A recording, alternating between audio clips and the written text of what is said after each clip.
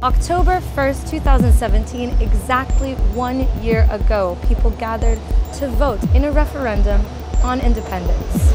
Catalan News Today brings you a special edition on that day to tell you just how it would shape Catalonia and Spain forever.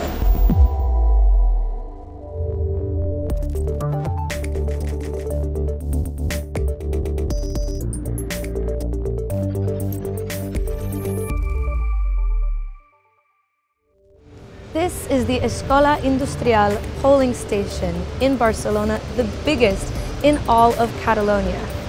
Here, people turned out to vote to answer the question, do you want Catalonia to be an independent state in the form of a republic? All throughout the country, the number of ballots counted were up to 2,286,217, of which over 2 million voted yes. And here in this very square, it was filled with people both young and old. For many, this moment was an emotional one.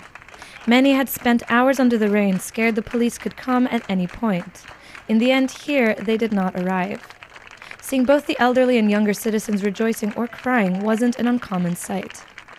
Many in wheelchairs or with reduced mobility turned out to vote as well and were welcomed by applause and cheers. But not everything was as normal or emotional, not even here at La Escola Industrial. So right here, voters in fact built barricades to keep the police presence out, and this is because violence was seen at numerous polling stations. Over 1,000 people were injured, according to official figures by the Catalan government. Spanish police officers and Guardia Civil raided several locations all around the country, not only here in Barcelona, but also in Girona, Lleida, or small towns with fewer than 1,000 inhabitants. Images of police violence quickly became viral and caused international shock.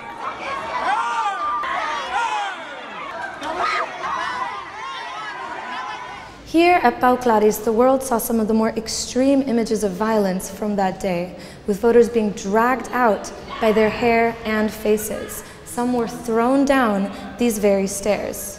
October 1st, 1 year later, people remember what happened 1 year ago and the violence that took place that day. There are large protests in the city center, and our colleague Alan is on the ground. Alan, what is happening? Hi Rachel, yes, we are currently in Plaza Catalunya, in the very heart of Barcelona. We see right now this massive show of force by pro-independence supporters. We can hear them right now chanting independence, and at this point the fact that they've been able to gather so many people comes as no surprise. We've seen it on Catalonia's National Day on September 11. We've also seen it in the several demonstrations that they organized asking for the release of pro-independence leaders, activists, politicians who are in jail for their role in the independence bid. And of course, today, October the 1st, is no exception, because last year it was a game changer. The referendum changed Catalan politics and Catalonia's push for independence forever. This is arguably the biggest demonstration that will be held today. It's being held here in Barcelona, the capital of Catalonia, but throughout the day we've seen also many other events. So this is only the tip of the iceberg. October the 1st showed that Catalonia could organize a referendum on independence despite Spain's opposition. A year on, independence supporters took to the streets to remember that day and, in a show of force, demonstrate that they can block Catalonia's main infrastructures: motorways, the high-speed train line, Barcelona's city center. From early in the morning, the committees for the defense of the Republic made sure that nobody could ignore the vote's first anniversary and demanded that the government make independence a reality. The Catalan president even praised them for putting pressure on him and his ministers. A vosaltres, amics dels CDRs, que apreteu I feu bé d'apretar. The government and other high-ranking politicians attended several remembrance ceremonies. One of the biggest ones was held in Sant Julià de Ramis, in the north of Catalonia, one of the targets of last year's police operation, and the place where former President Carles Puigdemont was expected to cast his ballot. Pro-independence organizations also installed plaques on the public buildings that served as polling stations last year. The inscription read, "Here we voted, here we won." Nor did students stay quiet. A massive strike was called at universities. while major towns saw their streets flooded with protest all day long. And with many taking to the streets to remember October 1st, politicians also had their say, whether it was for or against independence. Let's hear what they had to say. L'1 d'octubre és justament el contrari. Ens ensenya quin camí hem de transitar, el camí de les urnes, el camí de la democràcia, el que no hem abandonat mai ni abandonarem mai. Bueno, desde una perspectiva general, la situación en Cataluña hoy es mejor que hace un año. Lamentablemente hoy estamos conmemorando una fecha que no es de celebración desde ningún punto de vista. Se produjo un acto ilegal, como usted ha dicho, que además ha provocado una división importante en la sociedad catalana. Hoy es un día quizá para la calma, la reflexión y sobre todo llamar a la prudencia, no? Ha passat un any i ens podem mirar als ulls. I els hi podem explicar als nostres fills i els hi podrem explicar als nostres nets el que vam fer. Els que ens van pagar no ho podran fer. Hauran de baixar la mirada, perquè ni els seus fills ni els seus nets podran entendre per què van haver d'utilitzar la força, la violència, per impedir que una gent es pogués expressar de manera pacífica. La repressió que es va viure fa un any a la nostra ciutat és inexcusable, inadmissible i que no pot quedar impune. Entenem que impedir la lliure circulació de persones, que treballadors, autònoms, estudiants, no puguin lliurement accedir al seu lloc de feina o al seu centre escolar, és coacció, és violència i és absolutament inacceptable. Catalunya no està presidida per un president de la Generalitat, sinó pel cap d'un comando separatista. I el govern d'Espanya, el pitjor, és que es dedica a blanquejar el senyor Torra i a intentar tapar totes les barbaritats que està fent el govern separatista. What happened on the staircase here at Pau Claris was seen by people all throughout the world. But police violence didn't just take place in large cities such as Barcelona. In one small town in Catalonia, the police burst in such numbers that the town people did not know what to expect. And I went there to take a look. Sant Cebrià de Vallalta is a small town of only 3,300 people. Everyone knows each other here. And the Pigros school, as in every small town, is at the heart of the village. October 1st, 2017, exactly 1 year ago. Here in Sant Cebrià, a vote was to be held on the independence referendum. And then the Guardia Civil arrived. And they did so in full force. 200 riot police officers with helmets, ballistic shields and truncheons tried to enter the school and confronted voters. This vote was a contentious one. Ballots were to be cast for or against Catalan independence. Spain maintained that the referendum was illegal and did everything in their power to stop it. People of all ages, like Conchita, came to vote, even without knowing when or if the ballot boxes would arrive. And they came to protest against the police presence, despite the violence. And that was really dramatic, because they really wanted to break through this time. They wouldn't stop. So they did it in such a way that all the men were thrown away in the street. They were beaten. They were crushed.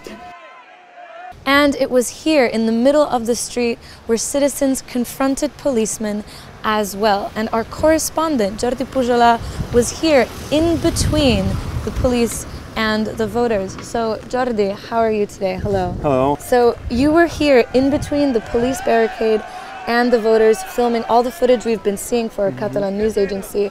How did that feel? I was scared in that moment because I was filming and I couldn't see where the police blows came from. It was a really hard situation. Can you also tell me, were you shocked or surprised at the amount of police presence in this town, since it is quite small after all? Yes, it surprised me. Perhaps the police imagined that there would be less resistance in a small town. Here in Sant Cebrià de Vallalta, protesters were not able to cast their ballots, but they were able to keep the officers from seizing the ballot boxes by hiding them. In the whole of Catalonia, the thousands of policemen deployed ultimately did not stop the vote, even in small towns such as this one. Here, as in many towns and cities, the vote and the violence was held in and around schools just like this one, one to which students had to return to the very next day.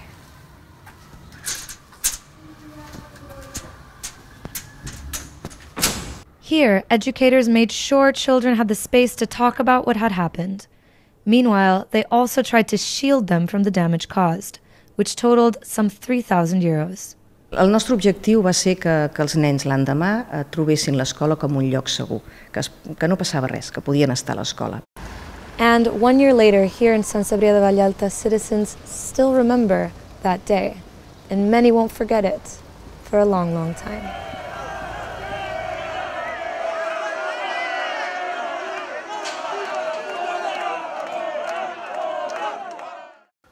The referendum in Catalonia was marked by police violence, but at the end of the day, citizens still managed to vote, and they did so in ballot boxes such as this one that you see here behind me.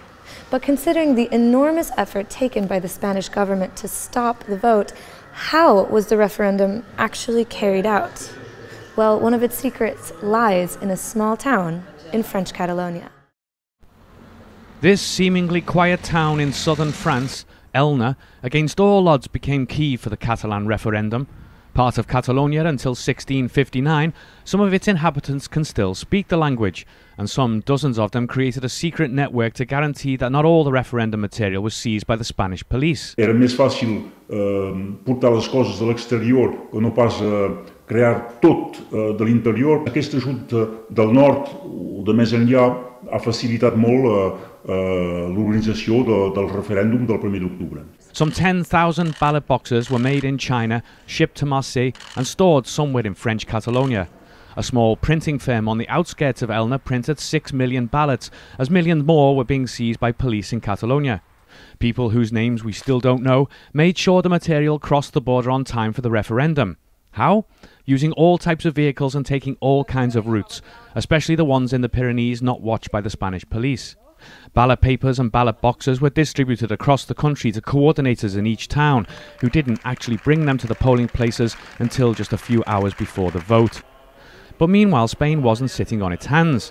Throughout September, several courier companies, printing firms and newsrooms were raided, and the referendum's official website was closed down.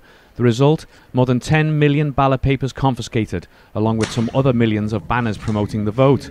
Es un Estado de Derecho y que tiene toda la fortaleza y toda la firmeza necesaria para impedir que se sigan cometiendo ilegalidades. But at the same time, the Catalan government was insisting the vote would go ahead.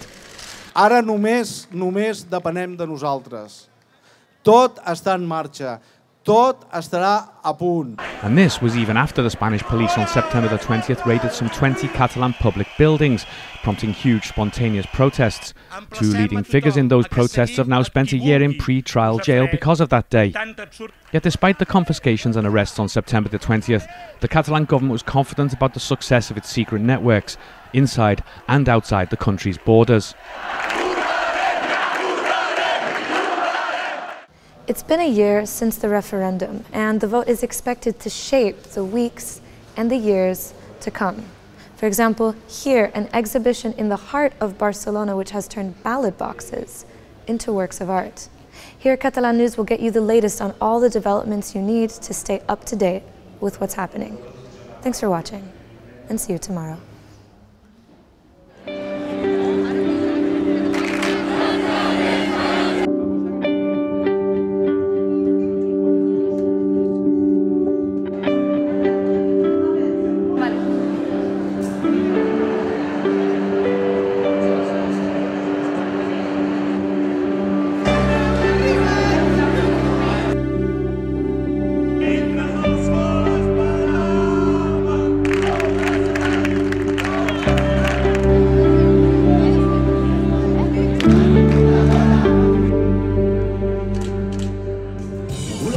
Volem dreceres, aquí no venim a fer volar.